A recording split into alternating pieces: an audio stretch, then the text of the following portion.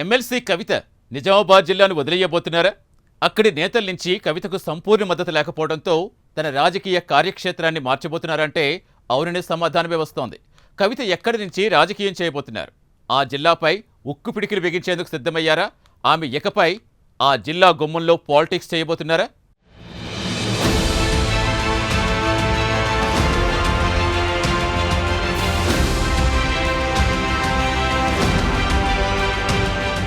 కల్వకుంట్ల కవిత ముఖ్యమంత్రి కూడానో రాజకీయ వారసురాలుగానో కాకుండా తనకంటూ ప్రత్యేకతను చాటుకుంటున్నారు. ప్రజా ప్రతినిధిగా తెలంగాణ బిడ్డగా తనదైన ముద్ర వేస్తూ ముందుకు సాగుతున్నారు. ప్రజా సమస్యలను ప్రస్తావిస్తూ బలమైన గొంతుకుగా మారారు. నాయకత్వ పటిమ, వాగ్దాటి, విషయ పరిజ్ఞానంతో పాటు తెలంగాణ ప్రాంతంపై లోతైన అవగాహనతో ముందుకెళ్తున్నారు. ప్రస్తుతం ఎమ్మెల్సీగా కొనసాగుతున్నారు. నిజామాబాద్ లో తనకు పూర్తి మద్దతు లభించట్లేదని టాక్ వినిపిస్తుంది. దీంతో తాను వేరే జిల్లా నుంచి పాలిటిక్స్ చేయనున్నట్లు తెలుస్తోంది. ఖమ్మం జిల్లా గుమ్మంలో అడుగు పెట్టబోతున్నారనే ప్రచారం జరుగుతోంది.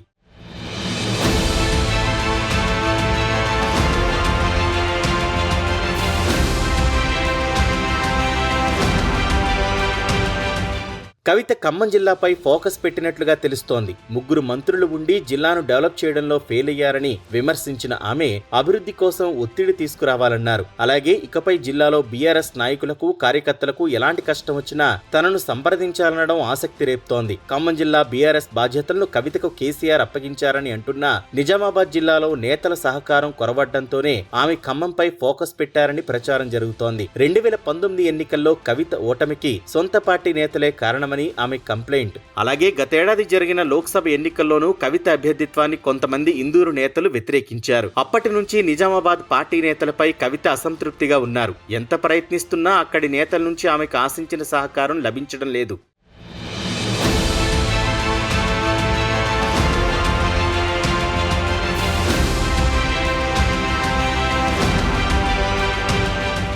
ఈ నేపథ్యంలో ఆమె ఉమ్మడి జిల్లాపై ఫుల్ ఫోకస్ చేశారనే టాక్ వినిపిస్తోంది. ఇటీవల 2 రోజుల పాటు పర్యటించిన కవిత పార్టీ బలోపేతంపై దృష్టి సారించారు. నాయకులు, శ్రేణులకు దిశానిర్దేశం చేస్తూ రజతోత్సవ సభను విజయవంతం చేయాలని సూచిస్తూనే వర్గ విభేదాలను విడనాడి పార్టీ కోసం కష్టపడాలని సూచించారు. వచ్చే ఎన్నికల్లో బీఆర్ఎస్ తే గెలుపని, పార్టీని ఓడించి తప్పు చేశామనే భావన ప్రజలకు వచ్చిందన్నారు. కాంగ్రెస్ మీద తీవ్ర వ్యతిరేకత వచ్చిందని, బీఆర్ఎస్ నాయకులు ఎప్పటికప్పుడు అప్రమత్తంగా ఉంటూ ప్రజల పక్షాన కష్టపడాలని వెల్లడించారు. కొందరి వల్ల పార్టీకి చెడ్డ పేరు వచ్చిందని, నాయకులుగా చెలామణి అవుతున్న వారు అనుచరులకే ప్రాధాన్యత ఇచ్చారని ఉద్యమకారులు కవిత దృష్టికి తీసుకెళ్లారు. పార్టీతో ఉద్యమకారులది రక్త సంబంధమని, కొన్ని జిల్లాల్లో ఈ పరిస్థితి నెలకొందని, రానున్న రోజుల్లో అన్నింటినీ అధిగమిస్తామని ఆమె ధీమా వ్యక్తం చేశారు. పనిలో పనిగా జిల్లాలోని 3 మంత్రులపై కూడా విమర్శనాస్త్రాలు సంధించారు. జిల్లాలో 3 మంత్రులు ఉండి ప్రభుత్వం ఏర్పడి 18 నెలలు దాటుతున్నా జిల్లాలో కొత్త ప్రతిపాదన ఏ మంత్రి చేయలేదని, బీఆర్ఎస్ హయాంలో ఉన్న అభివృద్ధి పనులు మాత్రమే కనిపిస్తున్నాయని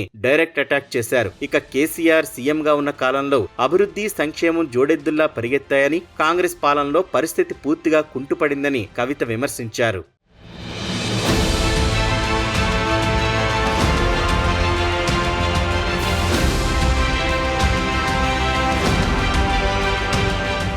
మరోవైపు ఎన్నికలకు ముందు సోనియా గాంధీ, రాహుల్ గాంధీ సంతకాలు చేసిన గ్యారంటీ కార్డులను ఇంటింటికి పంచి ఓట్లు అడిగారని, ఇప్పుడు గ్యారంటీలు అమలు చేయకుండా ప్రజలను మోసం చేస్తున్నారని ఎమ్మెల్సీ కవిత ఆరోపిస్తున్నారు. ఏడాదిన్నర పాలనలో ఇంత వ్యతిరేకత మూటగట్టుకున్న కాంగ్రెస్ ప్రభుత్వానికి నోబెల్ ప్రైజ్ ఇవ్వాలని ఎమ్మెల్సీ కవిత ఎద్దేవా చేశారు. బీఆర్ఎస్ రజతోత్సవ సభను ఫెయిల్ చేయాలని ప్రయత్నం చేస్తున్నారని విమర్శించారు. కాంగ్రెస్ ఎత్తుగడలను చిత్తు చేస్తూ ప్రతి ఇంటి నుండి ఒక్కరు తప్పనిసరిగా గులాబీ సభకు రావాలని ఎమ్మెల్సీ కవిత పిలుపునిచ్చారు.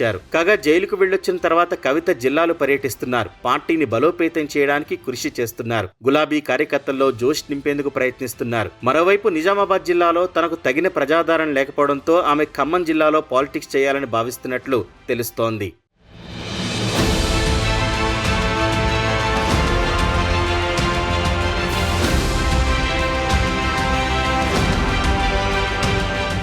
ఇదిలా ఉంటే నిజామాబాద్లో నానాటికి బీజేపీ చాప కింద నీరులా విస్తరిస్తోంది. అందుకే ఆమె ముందస్తుగా తన రాజకీయ కార్యక్షేత్రంగా ఖమ్మంను సెలెక్ట్ చేసుకున్నారని, అందుకే ఆమెకు కేసీఆర్ ఖమ్మం పగ్గాలు అప్పగించారు అనే టాక్ నడుస్తోంది. ఇదివరకు ఆమె నిజామాబాద్ను వీడబోనని వ్యాఖ్యలు చేసిన ప్రస్తుత రాజకీయ పరిణామాలతో కవిత మనసు మార్చుకున్నారు అనే ప్రచారం జోరుగా జరుగుతోంది. ఈ విషయంపై బీఆర్ఎస్ వర్గాల్లోనూ చర్చ జరుగుతోంది.